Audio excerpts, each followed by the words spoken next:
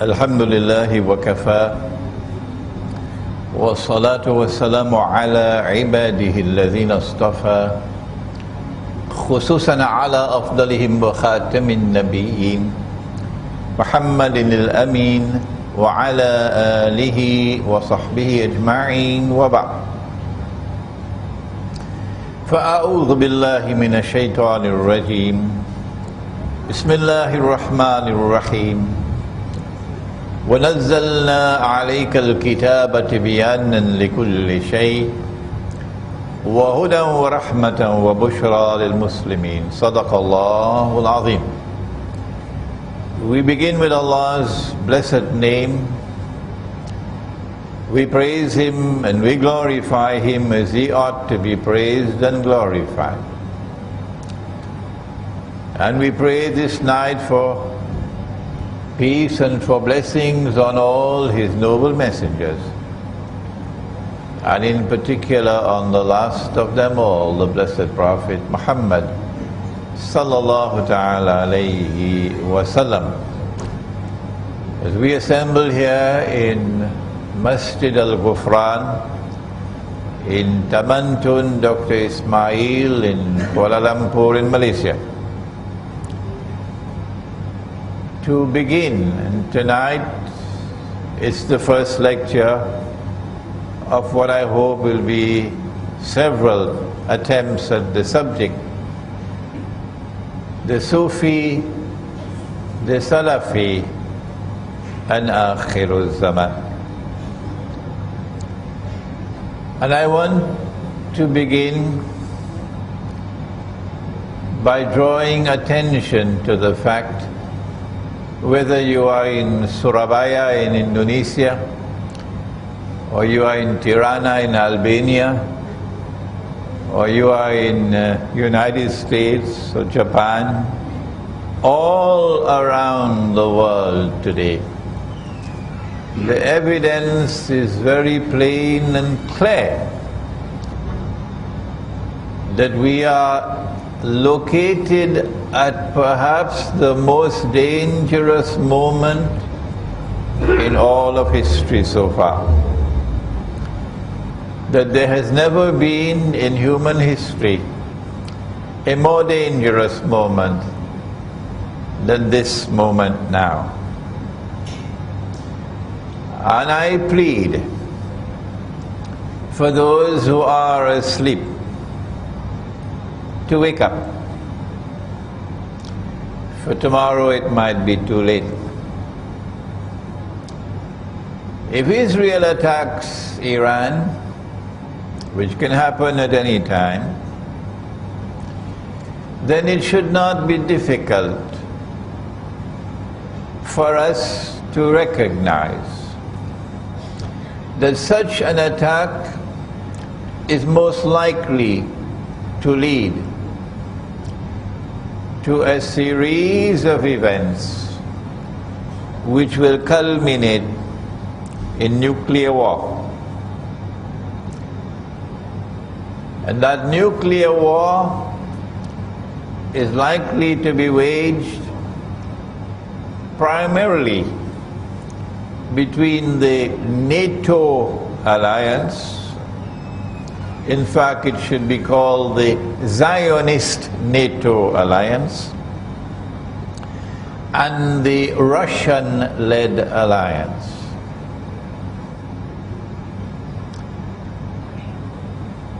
If that nuclear war takes place, North America and Europe primarily, I believe, and I can be wrong,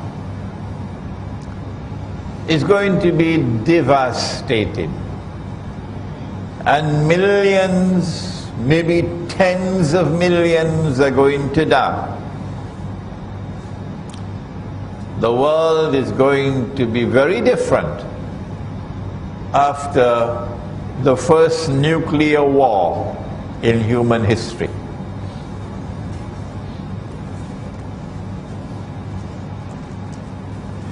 That war will be waged because the Zionists are provoking it. And the Zionists are provoking it. They are pig-headed in their obsession in pursuing a certain goal of ruling the world, of establishing their political and economic dominion over all of mankind,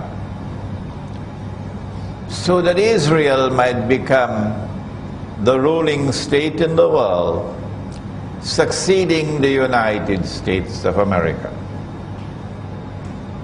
From where has Imran Hosein got this analysis? I've got it from Ilmu Zaman. That's where I got it from. And we don't have long to wait to determine whether this description of events which are now about to occur is accurate or not. The same Imran Hosein, and I'm not mentioning my name in pride, وَنَعُوذُ بِاللَّهِ مِنْ هَذَا. Any scholar who has pride, Allah will take away his knowledge. The same Imran Hosein, who 15 years ago warned that the US dollar is going to collapse. Those who know me for the last 15, 16, 17 years would know that I am speaking the truth. That the US dollar is going to collapse, and that it's going to bring down the American economy, that it is going to bring down all the bogus and utterly fraudulent and haram. Let me repeat it 3-4 times. Haram, haram, haram. Paper money. And there is going to be chaos in the world. And we are now at the doorstep of that. Because if an attack is launched on Iran, within hours the price of oil is going to be rising phenomenally. Is that so difficult to understand? And a phenomenal rise in the price of oil and of gold spells death for the US dollar. Where did I get this knowledge from? I ask you tonight. Was it an angel that was whispering to me 15, 16, 17 years ago that this is going to happen to the US dollar? No. I got it from my study of Islamic eschatology, Ilmu Zaman. And so I plead today with the ummah of Nabi Muhammad alayhi salatu wasalam to listen. Listen. We are living in Akhir Zaman. We are living at a very dangerous moment in our history, when Israel is going to attempt to replace the United States as the next ruling state in the world. Is this the time for us to be divided and fighting with each other? The Sufi with the Salafi, and the Salafi with the Sufi? When Allah commanded in the Quran, وَاعْتَصِمُوا بِحَبْلِ اللَّهِ جَمِيعًا, hold fast all of you to the rope of Allah, وَلَا تَفَرَّقُوا, and do not be disunited. We cannot unite the whole ummah, but we can try to unite those whose hearts are in the right place. Is this Akhir Zaman? The angel came Jibreel alayhi salam, at the very last stage of the life of the Prophet alayhi salatu wasalam, and came in the form of a human being into the masjid in front of everybody. Is this not divine wisdom at work? That Allah should send Jibreel alayhi salam as a human being in plain view of everybody? And the angel asked the 5 questions, 2 of which pertain to Akhiru Zaman. And the last question was, tell me, O Muhammad sallallahu ta'ala alayhi wa sallam, what are the alamatus sa'ah? What are the signs of the last hour, of Akhiru Zaman? And did he not say that you will find the naked, barefooted shepherds? Naked, barefooted, so they're poor. They're poor. And they will be competing in the construction of tall buildings. I wonder where they're going to get the money from. Is it a bank loan? Are the banks going to finance it? Huh?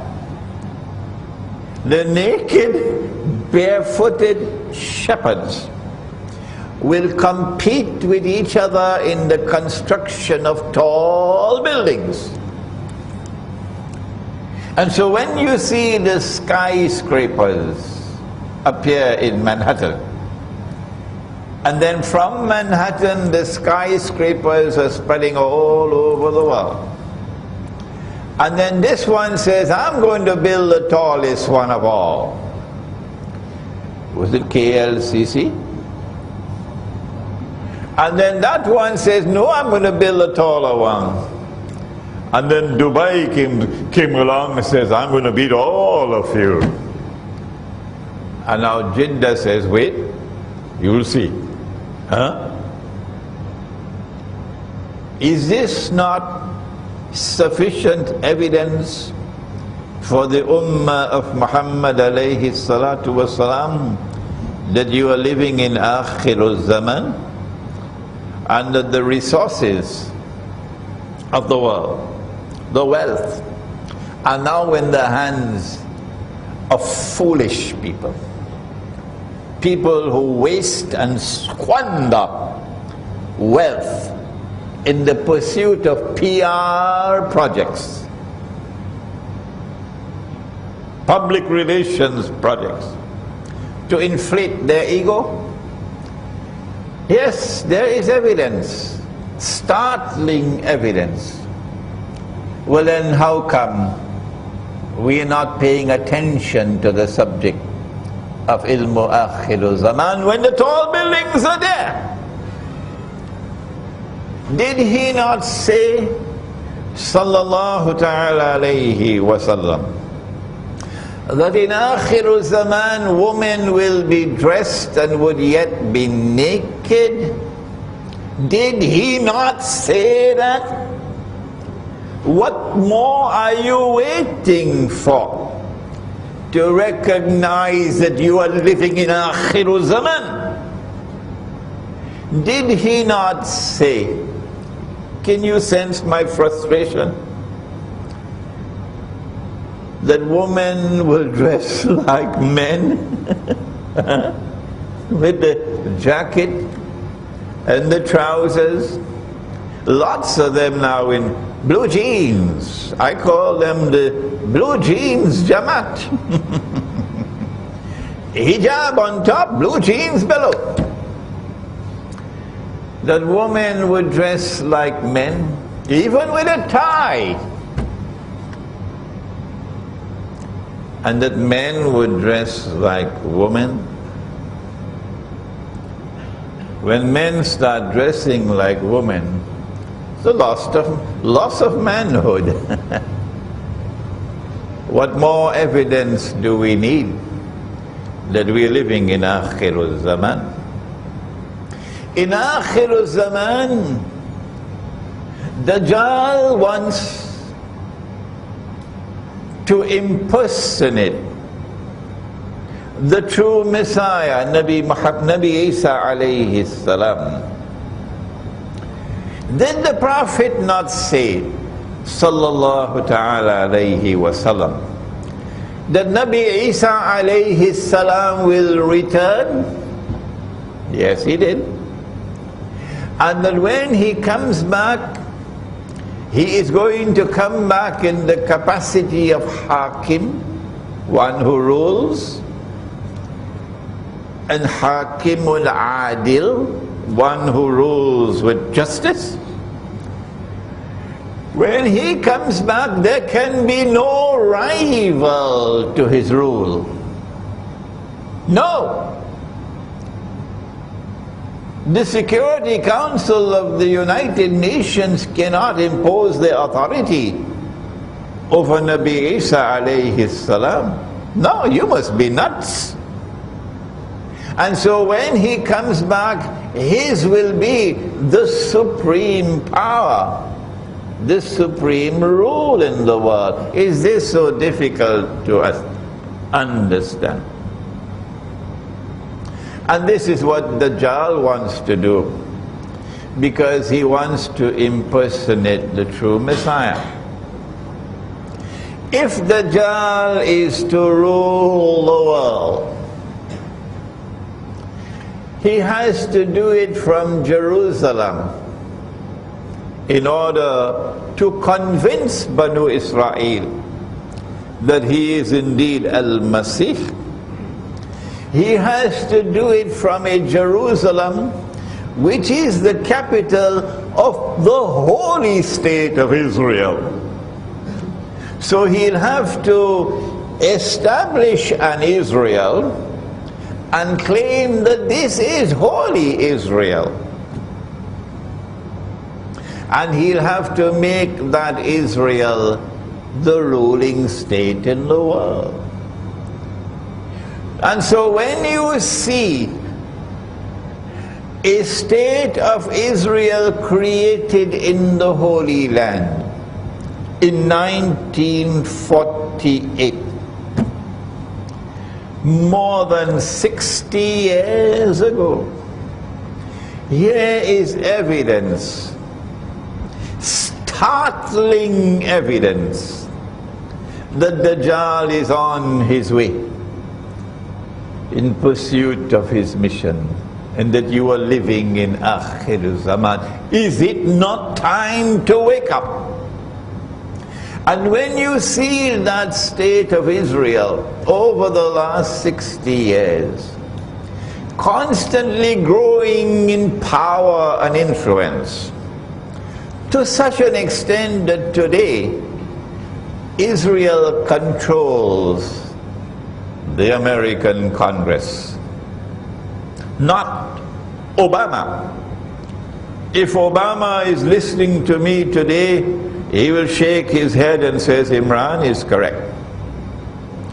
It is the Congress that controls, not the President, not the American armed forces.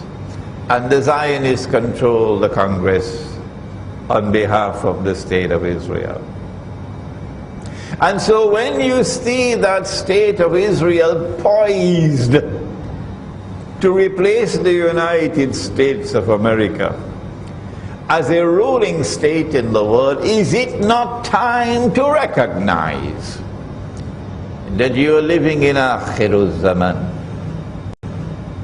We are living today in a world in which there is more fasad. Be careful of that word, because fasad is in the Quran. Fasad is of different kinds. Fasad is that which corrupts and destroys. And there is, the Quran speaks of agricultural fasad, corrupting food, destruction of food. The Quran speaks of sexual fasad, Sodom and Gomorrah. The Quran speaks of many different kinds of fasad. Perhaps the most dangerous one of all is fasad in money. Yes. Nabi Muhammad alayhi salatu wasalam spoke about riba. And one form of riba is borrowing and lending money on interest, money. And so the money lender was cursed by Nabi Muhammad alayhi salatu wasalam. He cursed all four, and he said they're all equally guilty. The one who takes riba, the one who gives riba, the one who records the transaction, and the two witnesses. And the very last revelation to come down in the Quran was one in which Allah declared war on the moneylender. فَأَذَنُوا بِحَرْبٍ مِّنَ اللَّهِ وَرَسُولِهِ. And Nabi Muhammad alayhi salatu wasalam waging war on the moneylender. But the Prophet sallallahu ta'ala alayhi wasallam prophesied that the time will come when you will not be able to find even one person, not one, in all of mankind who will not be consuming riba.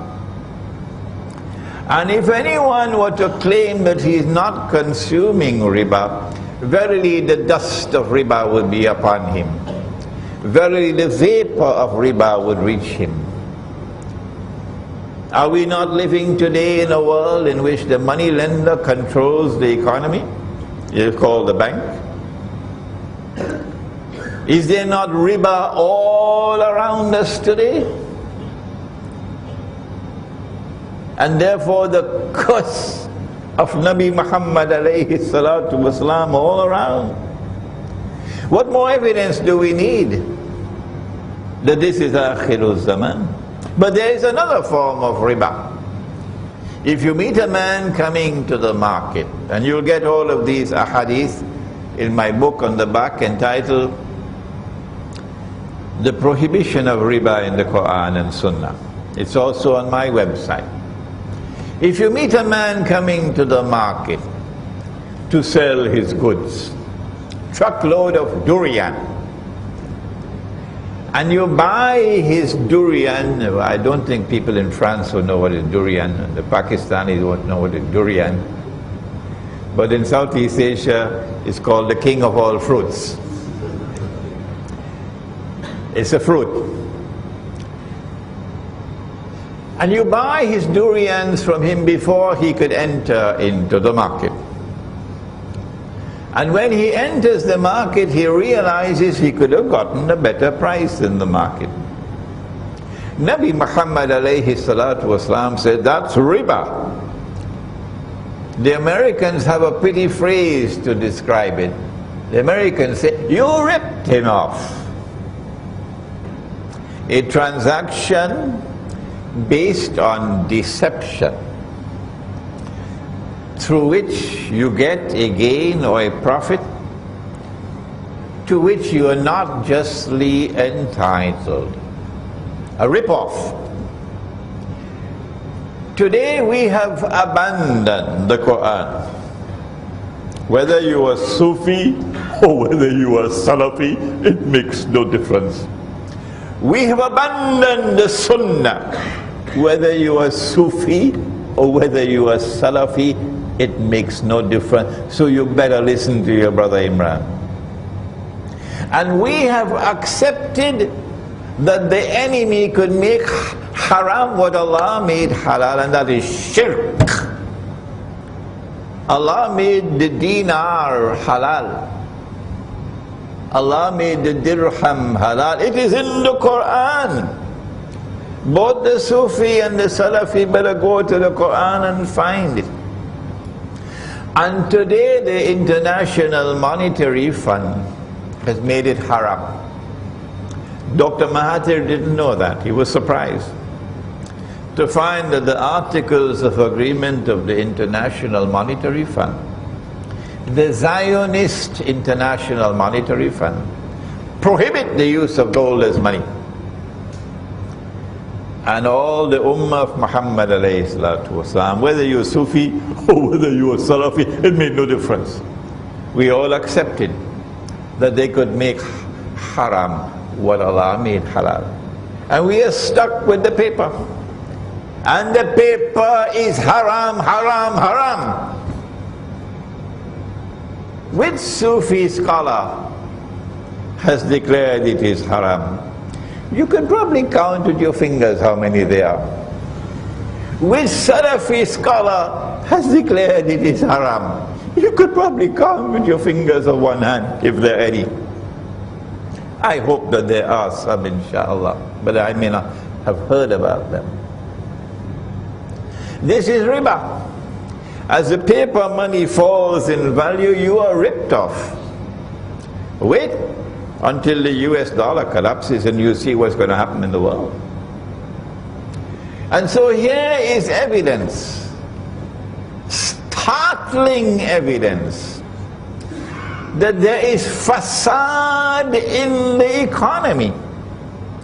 Not just agricultural fasad with genetically modified food, not just electronic fasad with the radiation from cell phones damaging the male chromosomes so that tomorrow no baby boy is going to be born.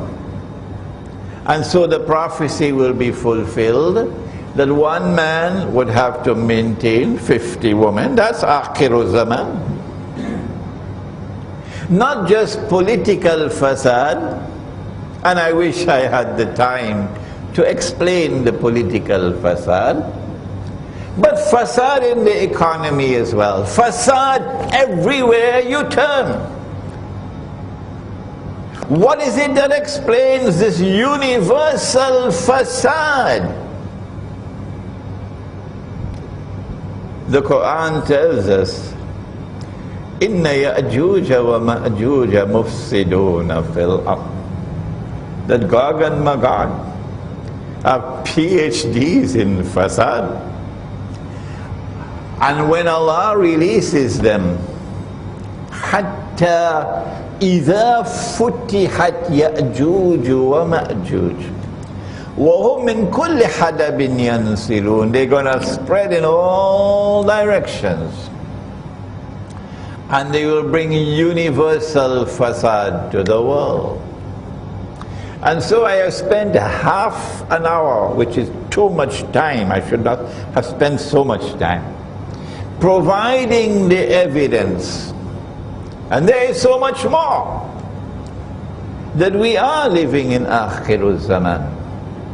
And this is the time, this is the age of the greatest fitna that mankind will experience, from the time of Adam alayhi salam to the last day. And so this is the time for us to be closing our ranks, to be living as a brotherhood with love for each other, to be building our power, internal power and external power. And it is time to end this warfare. Salafis waging war on the Sufis, and Sufis waging war on the Salafis. What we plan to do is to define who is the Salafi and define who is the Sufi, and to suggest how is it possible for the Sufi and the Salafi to come together, to live as brothers, and to jointly confront the enemy who is waging war on us. To define the Salafi is easy. He says, I want to live the way of life of the Aslaf, the early Muslims. And the Prophet said, sallallahu ta'ala alayhi wa sallam, the best generation is mine. And then the one that comes after me. And then the one that comes after me. ثُمَّ الَّذِينَ يَلُونَهُمْ ثُمَّ الَّذِينَ يَلُونَهُمْ. These three generations are referred to as the Aslaf. And the Salafi says, I want to return to the way of life of the Aslaf. This is something to be respected. This is something to be admired. This is something to be applauded. Particularly when Nabi Muhammad alayhi salatu wasalam warned about Akhiru Zaman. Yushiku, hadith of Tirmizi, Yushiku an ya'ti ala an-nasi zaman. It will not be long before that time will come. La yabqa min al-Islam illa ismu. When nothing will remain of Islam but the name. وَلَا يَبْقَى مِنَ الْقُرْآنِ إِلَّا رَسْمٌ. And when nothing will remain of the Qur'an but the traces of the writing. مَسَاجِدُهُمْ عَامِرَةٌ وَهِيَ خَرَابٌ مِنَ الْهُدَى. In that age, Akhiru Zaman, the masajid are going to be grand structures, but devoid of guidance. Ulama'uhum, and the ulama of those people at that time, the religious scholars of Islam, sharrun nasi mimman tahta adimis sama, min indihim takhrujul fitna wa fihim ta'ud, will be the worst people beneath the sky. From them will emerge that which will be fitna, and they will become the centers of fitna, corrupting the people, bringing about divisions, disunity, a betrayal of the deen. And so the Salafi says, I don't want to go that way. I want to return to the original deen. And this is something commendable. When you go to the true Salafi, when you go to the Jama'ah of the true Salafi, to the extent that they are faithfully following the Aslaf, you will see something of how they used to live at that time. But I asked the Salafi, did the Aslaf use paper money? I don't think so. No, I think they'll take the paper money and throw it in the toilet. Did the Aslaf go and vote for an Islamic political party, fighting elections under a modern constitution of a modern state, which declares that sovereignty no longer belongs to Allah? That's Egypt, that's Tunisia, that's Libya, that's Turkey. That sovereignty now belongs to the state. And you are going to fight in elections after Mubarak has been removed in conditions that are very suspicious. And you are now going to enter into a marriage with the Egyptian armed forces? And you say you are Salafi? Is this the way of life of the Aslaf? Or should you not be struggling to restore the Khilafah? Struggling to restore Darul Islam? And so, yes, it is commendable that you should try to restore the way of life of the Aslaf.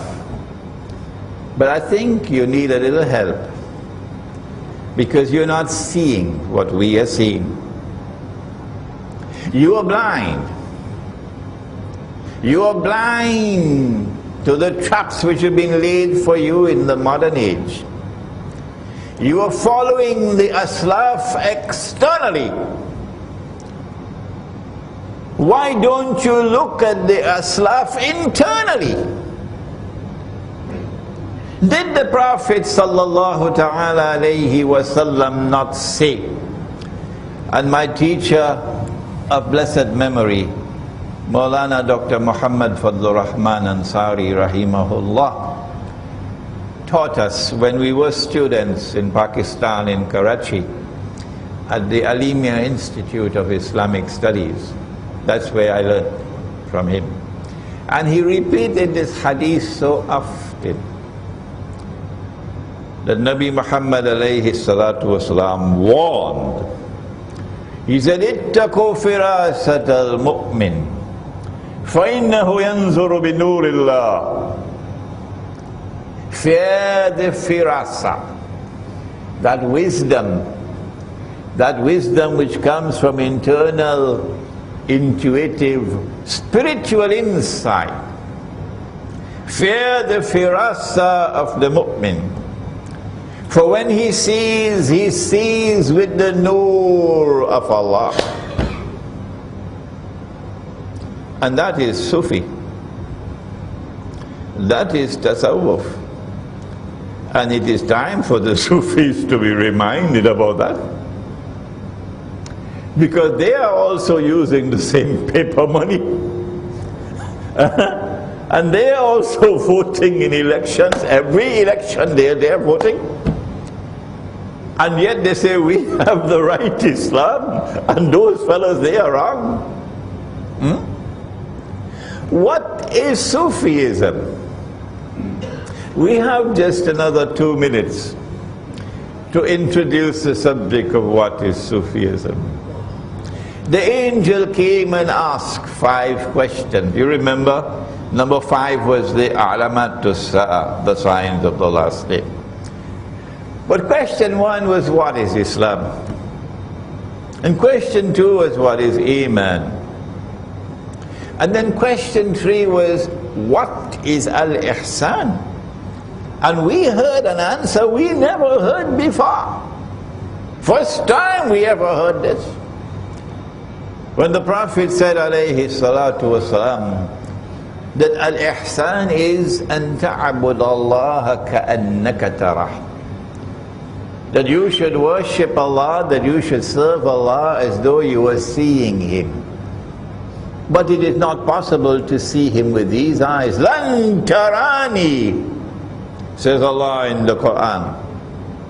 Lan tarani, not with these eyes, you can never see me. But yes, with the heart you can see.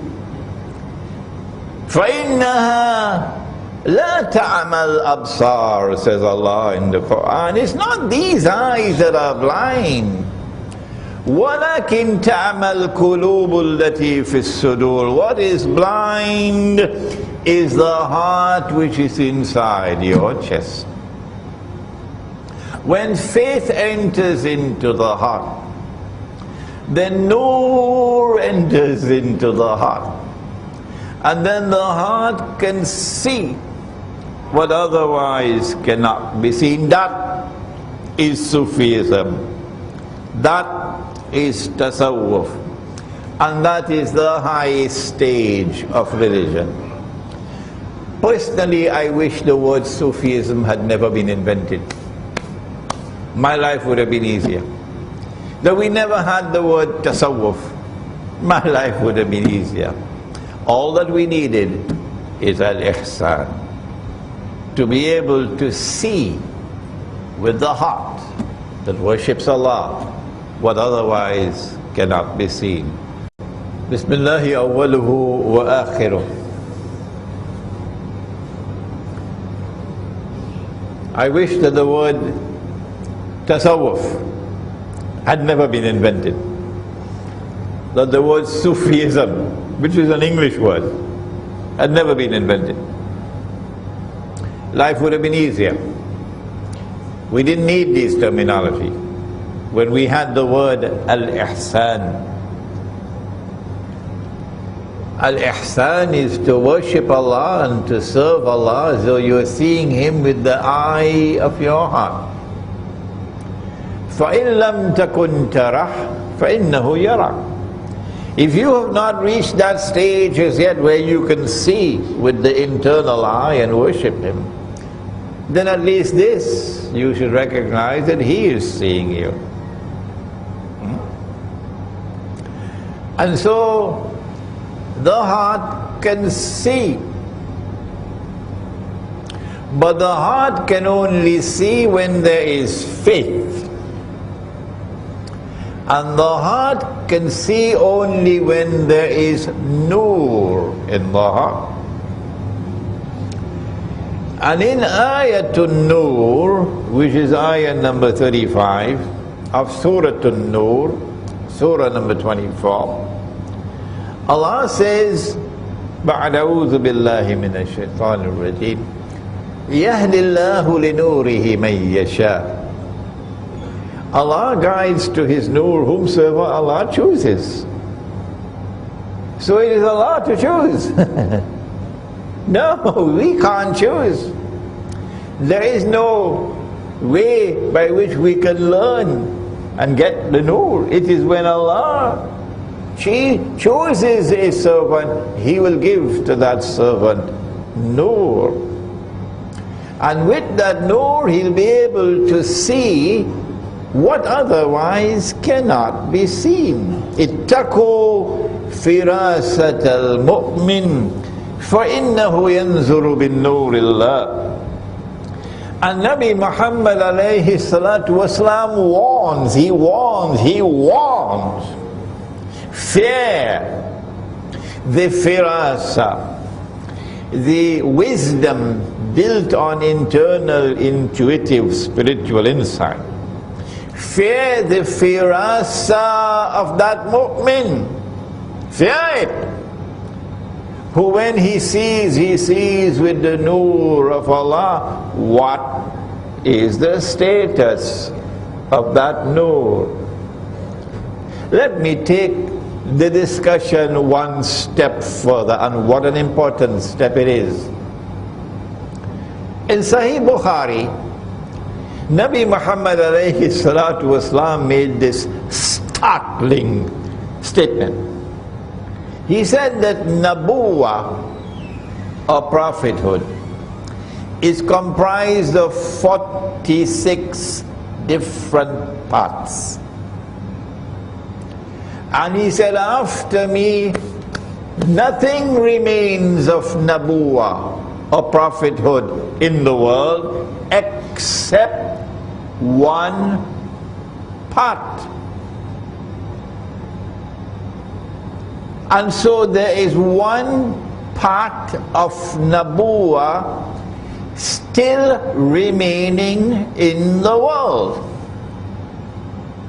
What is that one part of nabuwa still remaining in the world?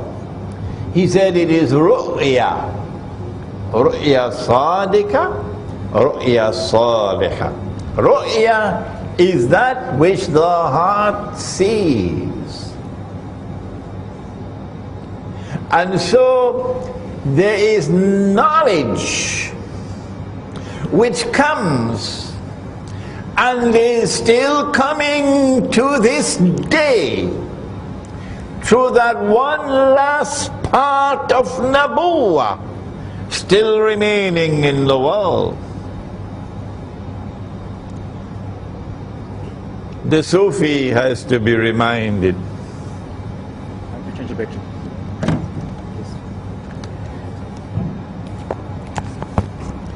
The Sufi, our brother, the Sufi has to be reminded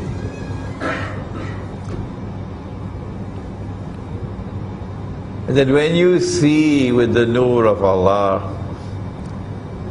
then you can be blessed with ru'ya, vision, insight, every scientist in the world knows that all major discoveries in science came after you had done your homework through insight. Insight.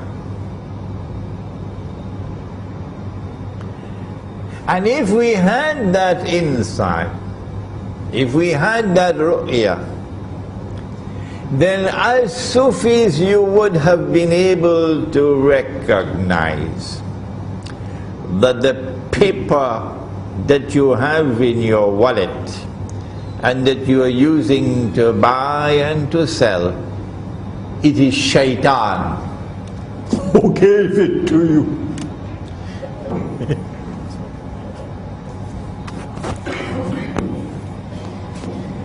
And shaitan was working, and he was also drawing overtime pay. Shaitan was working for Dajjal. And the paper money that you have in your pocket is Dajjal's money in your pocket. And so it's time to wake up. If you say you are Sufi, it's time to wake up and ask, well, how come I was taken for a ride? How come I never recognized what was happening in the world of money? How come I never recognized what was happening in the political system? That the Khilafah state was replaced by this godless creature built on shirk, which says that sovereignty no longer belongs to Allah. He is not Al-Malik. The state is now Al-Malik. How come we didn't see that? And you went and you voted in elections for Tom, Dick and Harry and Benazir and Khalida and whoever they were, like cattle. And you're fighting with the Salafi saying, we are the Sufi. Is it not time to wake up and stop the fighting? The Salafi, however, now we have to turn to a more difficult part of the subject. The Salafi insists that there is no new knowledge of the deen. No. That we are not allowed to interpret anything in the Quran and anything in the Ahadith differently from that which has come to us from Allah and His Messenger and from the Aslaf. And that is a difficult stumbling block. And when we make a critical comment on the Salafis, and I hope the Sufis are listening to me, notice that I don't do it with boxing gloves. I always say that these are my brothers. And if I have to correct my brothers, I have to do it with love. Even if I have to use harsh language with Tabligh Jamaat or Jama'atul Tabligh to wake them up, I'm using the language because these are my brothers and I love them. And I want to wake them up to save them from the danger in which they are living and the direction in which they are moving. And so I plead with the Sufis that if you have to offer critical comments about your Salafi brothers, do it in such a way that you will not divide the Ummah, that they will not have an excuse to say you're waging war on them. No. We are doing this in the spirit of the pursuit of truth and recognize that you are our brothers. There are verses of the Quran which could not be understood. No, by the Aslaf. And Nabi Muhammad alayhi salam did not provide the explanation. And today we are the ones who have to use knowledge and insight to recognize what Allah is saying. And when we provide that interpretation of the Quran, notice, my brother Salafi, that the overwhelming majority of the people are accepting our explanation as correct. Here is an example, and I have spoken about this so many times. Here is a verse in Surah Al-Ma'idah, in which Allah subhanahu wa ta'ala says, بَعْدَ أَعُوذُ بِاللَّهِ مِنَ الشَّيْطَانِ الرَّجِيمِ يَا أَيُّهَا الَّذِينَ آمَنُوا, O you who have faith in Allah, لَا تَتَّخِذُوا الْيَهُودَ وَالنَّصَارَى أَوْلِيَاءَ. Do not take the Jews and do not take the Christians as your friends and allies. Is Allah speaking about all Jews and all Christians? Or is He speaking about some Jews and some Christians? You have to go to the rest of the Quran to answer that question. And I don't have the time now to take you to all those verses of the Quran, but there are several lectures of mine. When you go to the rest of the Quran, it is plain and clear, Allah is not speaking about all Jews and all Christians. No. He is speaking about some Jews and some Christians, not all. Well then, who is He speaking about?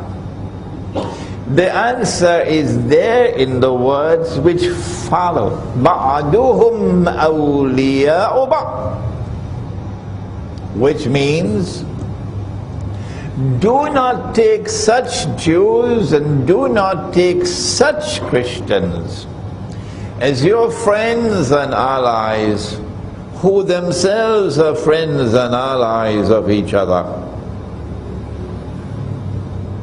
بَعْدُهُمْ أَوْلِيَاءُ بَعْضٍ.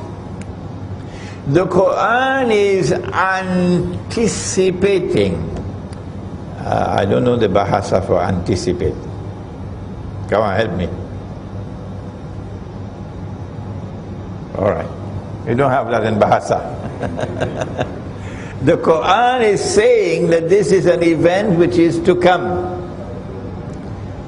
When a Jewish-Christian alliance, friendship and alliance is going to emerge.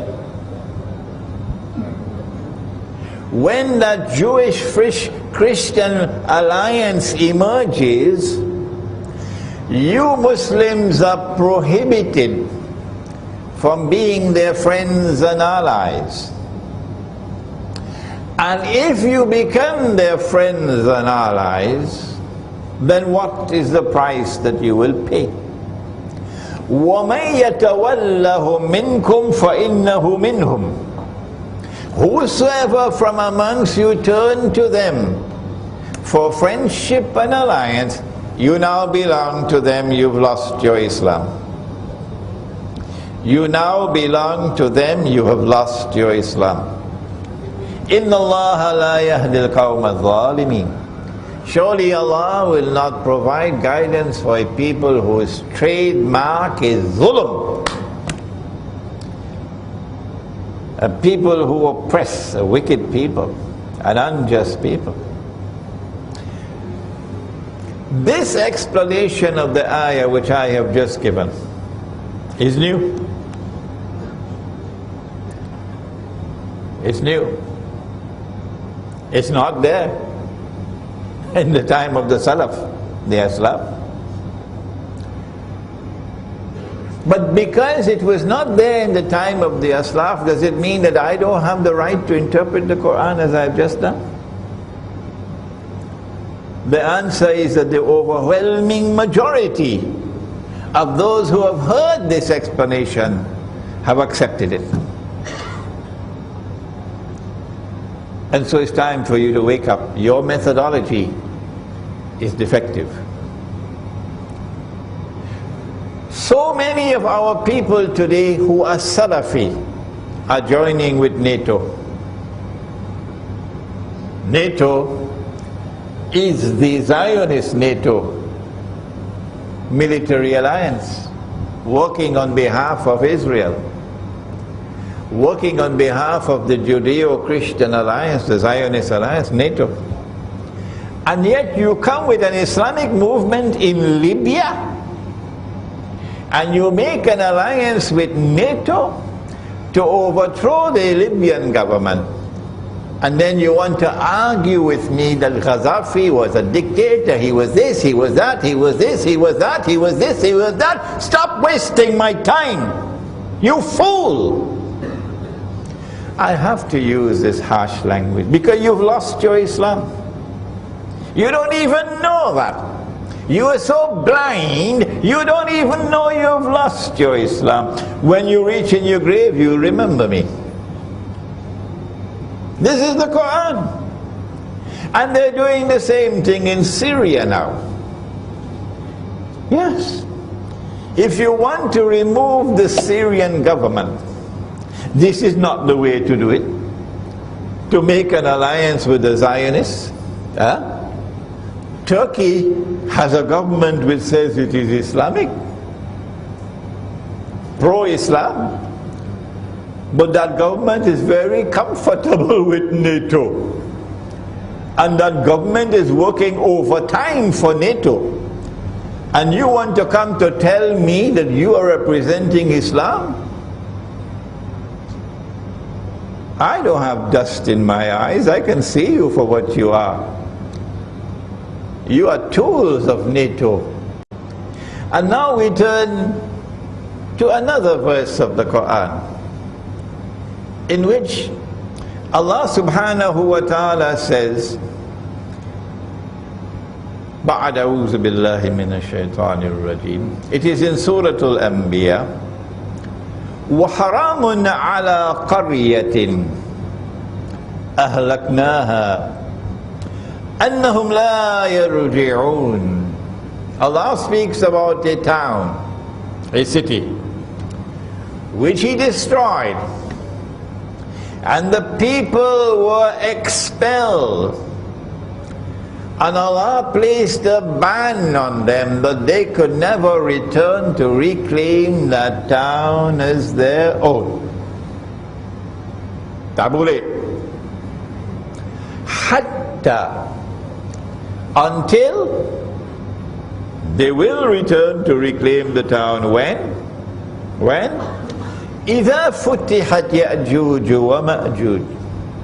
When Gog and Magog are released, وَهُمْ مِنْ كُلِّ حَدَبٍ يَنْسِلُونَ, and they spread out in all directions with their fasad. But they're not only people of fasad. Hadith al-Qudsi, Sahih Muslim, I have created creatures of mine so powerful that none but I can destroy them. None but I can wage war with them. These are Gog and Magog, Ya'juj and Ma'juj. We have interpreted this verse of the Quran, and we have declared that this town is Jerusalem. This is the heart of this book, Jerusalem in the Quran. The heart of this book is that the town is Jerusalem. This book became a bestseller 10, 11 years ago. And after 11 years, it is still a bestseller. And it is translated into probably about a dozen languages by now. The overwhelming majority of Muslims today who have heard this interpretation have accepted it. But this is not there in early Islam. No. When we recognize that the town is Jerusalem, we know that Allah is speaking about Banu Israel, that He destroyed Jerusalem. He expelled Banu Israel. He placed a ban on them, and for 2,000 years they could not return to reclaim Jerusalem as their own. And yet today, they have returned and they have taken control of Jerusalem. What is the explanation? We ask our Salafi brothers, and they are our brothers. How many times must I repeat it? Imran Hosein is not waging war on you, no. Imran Hosein loves you. You're my brothers. And Imran Hosein wants to unite the Ummah. What's wrong with that? 2,000 years after Jerusalem was destroyed, Banu Israel was expelled. 2,000 years later they returned. And they are now taking control of Jerusalem. And the Quran says of itself that it is tibyanan likulli shay. It explains all things.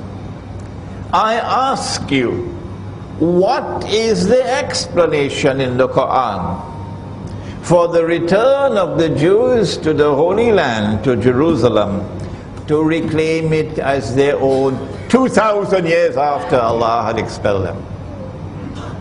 And I say to you, brother, this is the explanation in Surah Al-Anbiya. And the overwhelming majority of the Ummah is accepting this explanation. You being left behind. All that I'm asking you to do is to look again at your methodology and recognize that there is new knowledge that comes. And with that new knowledge you can understand what previously could not be understood. I'm running out of time. I would have loved to go on to some more verses of the Quran, but I have to go to the ahadith before we can end. I don't want the Imam to stop me before I give you some ahadith. The Prophet said, sallallahu ta'ala alayhi wasallam, that Dajjal will ride on a donkey. The donkey would travel as fast as the clouds. The donkey will have his ears stretched out wide. We have interpreted the hadith to say that that donkey is already here. That flying donkey is already here. It's the modern aircraft. And the overwhelming number of Muslims out there who listen accept that this is correct. But you insist, because this was not expressed by the Aslaf, you insist as Salafi with this defective methodology that you have to wait for the flying donkey. Brother, you're waiting in vain. And I'm using the first person now. I'm speaking to you with love wherever you are in the world. Your methodology is defective. The Sufi methodology recognizes insight, recognizes the capacity to see with nur and therefore to provide a new explanation. That's the Sufi methodology. And I got that from my teacher, who was a Sufi Sheikh. I'm going to come back to that in a moment, inshallah. The Prophet said one more hadith, just one more. There's so many more, but only one more. I know you would enjoy if I were to take so many verses of the Quran and so many ahadith, but look at the time. The Prophet said, sallallahu ta'ala alayhi wa sallam, Sahih Bukhari, Sahih Muslim, that the river Euphrates will uncover a mountain of gold. A mountain rises high up in the sky. Mountain is not a hill. A mountain rises high up in the sky. And so a mountain of gold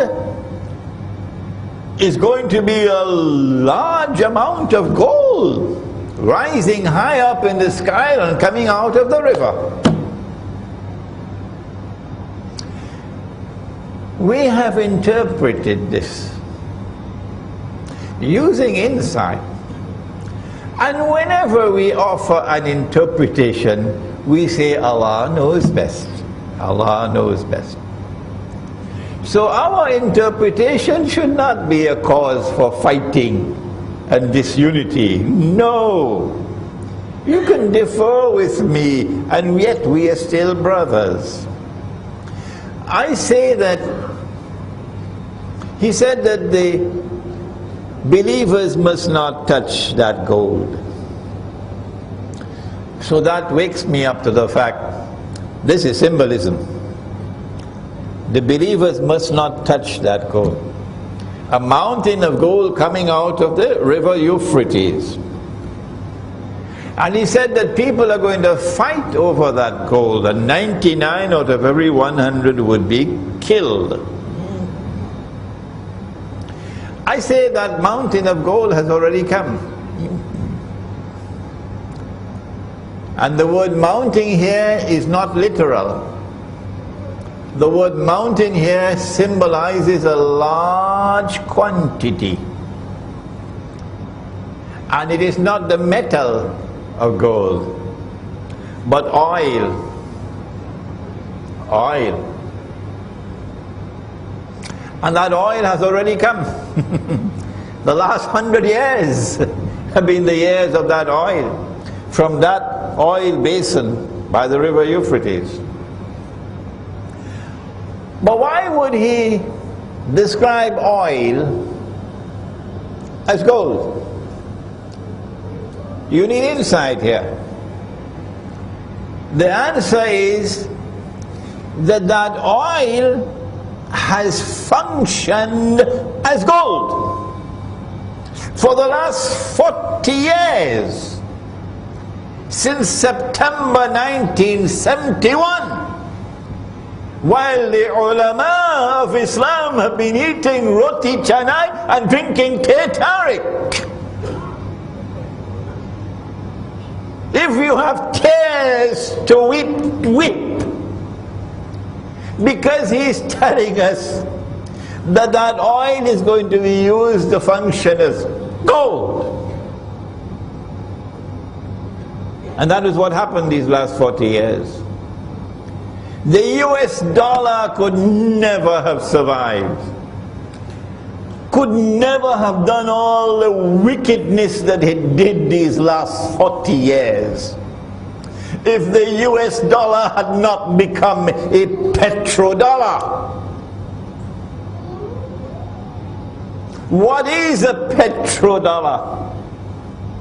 A petrodollar is oil functioning as gold. Gold is money. Gold is money with intrinsic value. Oil has intrinsic value. So in 1971, this is going to take me 15 minutes to explain, so let me not do it. The US dollar became a petrodollar. Maybe some other time I'll explain to you what happened with King Faisal, with the oil boycott in 1973-74, the oil boycott. And I love King Faisal, rahimahullah. The only Saudi king for whom I say rahimahullah. But they were able to fool him. Yes, they fooled him. And he agreed. And then OPEC agreed that they will sell oil for only US dollars. You cannot buy oil unless you pay for it with US dollars.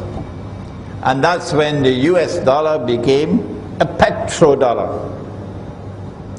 And the US dollar has survived all of these years, doing monstrous wickedness in the world. That's why he said, don't touch that oil, don't touch that gold. Because the US dollar became a rope around our neck. while we were eating roti canai and drinking teh tarik. What will Nabi Muhammad alayhi salatu wasalam do with both the Sufi and the Salafi who've been equally blind? I have given you two examples of two ahadith interpreted for the first time in this way. But more and more people are recognizing this is the correct interpretation. Now one final word. I said I was a student of a Sufi Sheikh. And I love him, and I've never hidden the fact, never, that my teacher is a Sufi Sheikh. And I'm proud to have been the student of a Sufi Sheikh. Whosoever is annoyed because of that is free to leave me. Of course. I'm not going to change. I'm proud to be the student of a Sufi Sheikh, Maulana Dr. Muhammad Fadlur Rahman Ansari, rahimahullah. And it is because of the training that I got from him that I am blessed today to do the work that I am doing. The Sufi Sheikh. But why do I no longer declare I'm Sufi? Why? You never hear me saying that. Why? I'll tell you why. I do not want to have to answer for Sufi practices which I cannot defend. No. And secondly, I want to plead with the Sufi that if you have a religious practice, like we have right here in this masjid after the Salatul Maghrib, and we recite all these tazkirat for a long time. If you have a religious practice, which you may have practiced for generations and generations, and you're very comfortable with it, something beneficial, not like drinking whiskey, no. But it is not based on the Quran and Sunnah. No. Even though it is beneficial, it cannot be something that is essential. No. If it is not in the Quran and not in the Sunnah, if the Aslaf did not practice it, it cannot be considered to be essential. Not at all. You can say beneficial, but you cannot say essential. And so I want to now ask, we are living on the brink of a pit of fire. The world is going to be very, very different from what it is today in a short time from now. Are you going to allow these religious practices that your father and your grandfather and your great-grandfather and generations have practiced, but it is not in the Quran, it is not in the Sunnah, celebrating the birth anniversary of the Prophet Muhammad alayhi salatu wasalam, Mawlid, standing and reciting salams? Are you going to allow these religious practices to divide you from your brothers when they are not essential? What is more important? وَاعْتَصِمُوا بِحَبْلِ اللَّهِ جَمِيعًا وَلَا تَفَرَّقُوا.